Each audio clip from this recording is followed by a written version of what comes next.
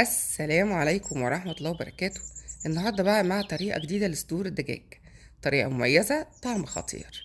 معاكم شروق من قناة يوميات مطبخ شيرو. لو أول مرة تشوفوني أتمنى تشتركوا في القناة. يلا نشوف هحتاج ايه النهاردة. هحتاج عندي صدور كده من الدجاج، ويا حبذا لو كانت متوسطة الحجم. هحتاج عندي كده تشكيلة من الجبن واللانشون المدخن. هحتاج عندي بقى بهارات كده للتتبيل، هقول لكم عليها.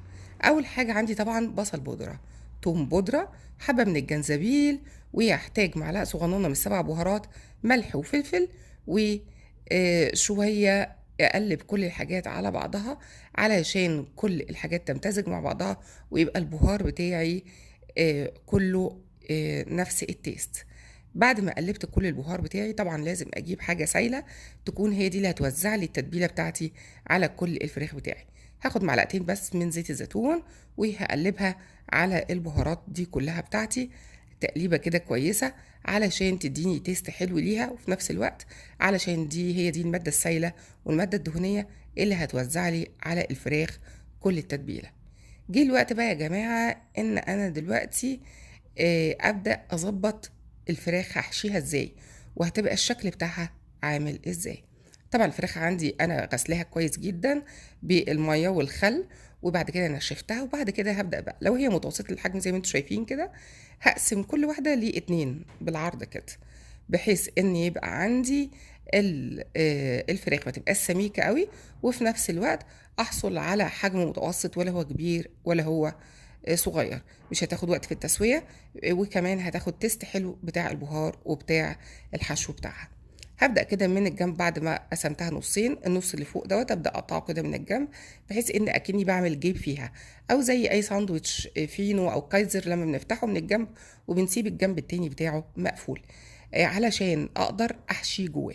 هخلص كل الكميه بتاعتي بنفس الطريقه ديت زي ما انتم شايفين كده، اهي يا دوب مفتوحه اكنها زي الساندوتش بالظبط، مفتوحه زي الساندوتش بالظبط، كله بنفس الطريقه ديت.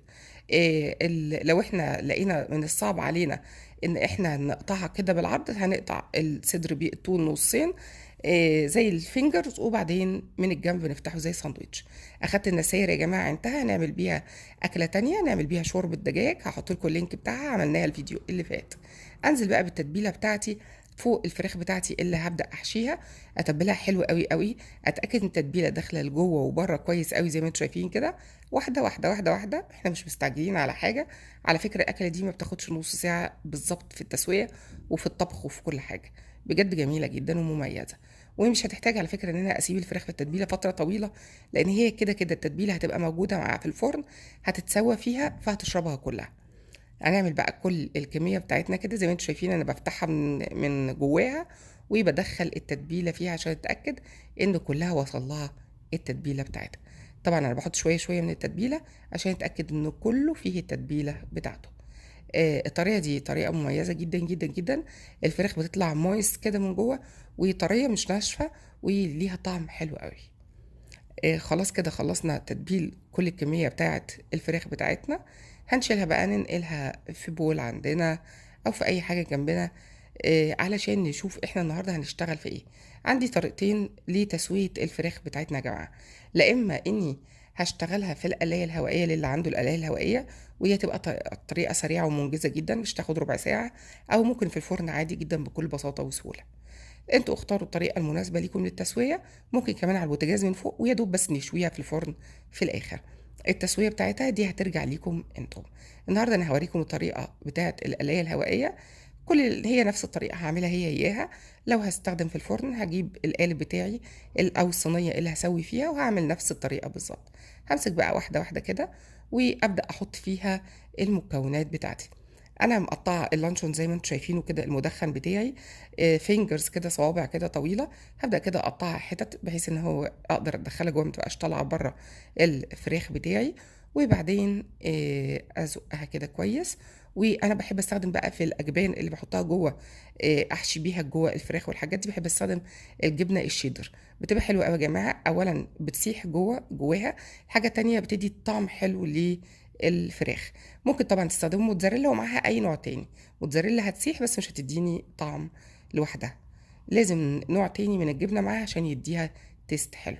هنعمل بقى كل الكمية بتاعتنا زي ما انتم شايفين بنفس الطريقة كده بنفس الأسلوب، ونحطها الفراخ بقى نرصها جنب بعضها. ويا جماعة هنرصها عادي زي ما بتحطها كده، زي ما تحط سندوتشات كده جنب بعضها عادي خالص. مش هقلبها على الجنب المفتوح أبدا، لا، لأن لو قلبتها على الجنب المفتوح هتنزل كل المكونات بتاعتها في الأرض. كده زي ما انتم شايفين عملناها بنفس الطريقة ديت كده، جميلة جدا جدا. لو هنستخدم قالب هغطي عليها خلاص واحطها في الفرن 10 دقايق على ما اعمل البشاميل. انا جبت معلقتين بس من الدقيق ومعلقه واحده من السمنه، سخنتهم على النار، دبلت كده الدقيق بتاعي صفرته شويه، انزل عليه بشويه من الحليب. انا مش عامله بشاميل كتير، كميه بشاميل بسيطه، احنا مش بنعمل مكرونه بالبشاميل. هنعمل البشاميل بتاعنا هنرفعه طبعا على البوتاجاز لحد ما تبدا تتقل معانا. انا بحط شويه شويه من الحليب علشان ما تكلكعش معايا الدقيق بتاعي هو والزيت مع الحليب. طبعا كده احنا ما بهرناش البشاميل بتاعنا، لازم نبهر البشاميل عشان يديها تيست مميز للاكله بتاعتنا. هحط طبعا الملح والفلفل بتاعنا، ده اول حاجه لازم احطها على البشاميل. تاني حاجه هبدا اظبطها هي السبع بهارات، وده مش هحط كميه كبيره منها، كل اللي هحطه فيها هي نص معلقه صغيره من السبع بهارات او من بهارات اللحم. مهم قوي حكايه التتبيله دي، بتفرق في طعم البشاميل في الاخر.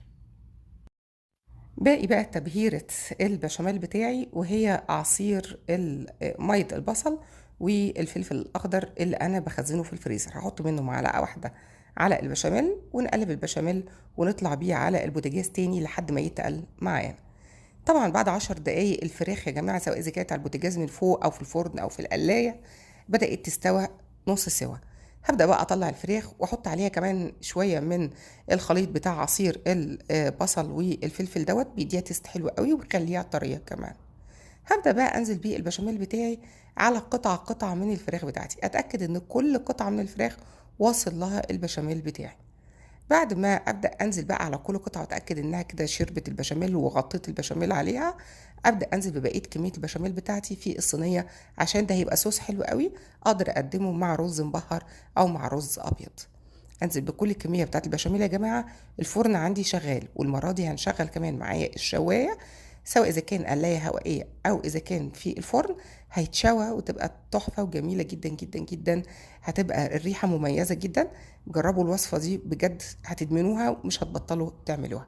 نبدا بقى نغرفها في الطبق بتاعنا، كل قطعه بتطلع لوحدها، وكمان الصوص بيبقى جميل جدا جدا. نقدمها مع شويه بقدونس متقطع، ويا رب بالهنا والشفا. اتمنى تجربوا الوصفه تقولي لي رايكم فيها ايه، ولو اول مره تشوفوا قناتنا اشتركوا في القناه، ان شاء الله مش هتندموا. ولو عجبتكم فيديوهاتنا يا ريت تعملوا لنا اعجاب بالقناه وتفعلوا زرار الجرس عشان يوصل لكم ان شاء الله كل جديد. وزي ما بنقول كل مره، استمتعوا.